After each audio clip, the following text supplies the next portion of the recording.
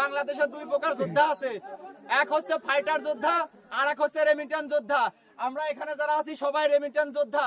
আমরা শুধু একটা কথাই বলতে চাই, 1971 সালে যখন আমাদের দেশে যুদ্ধ হয়, যত মুক্তিযোদ্ধা ছিল সবাই যুদ্ধ করছে দেশ এবং পরিবারকে রক্ষা করার জন্য।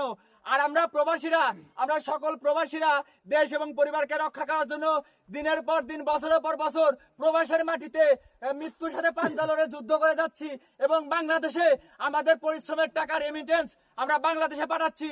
আর আমাদের এই প্রবাসীর কোনো মূল্যায়ন কেউ করে না, আমাদের কোনো দাম নাই, আমরা শহীদের খাতায় উঠতে পারি না। হাজারো মায়ের বুক খালি হচ্ছে এই প্রবাসের মাটি থেকে। আমরা বাংলাদেশের সরকারের প্রতি তীব্র নিন্দা জানাচ্ছি।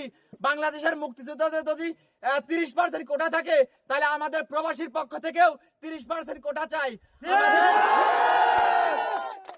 আমরা সকল প্রবাসী, শুধু মালয়েশিয়া প্রবাসী না, আমরা বিশ্বের যত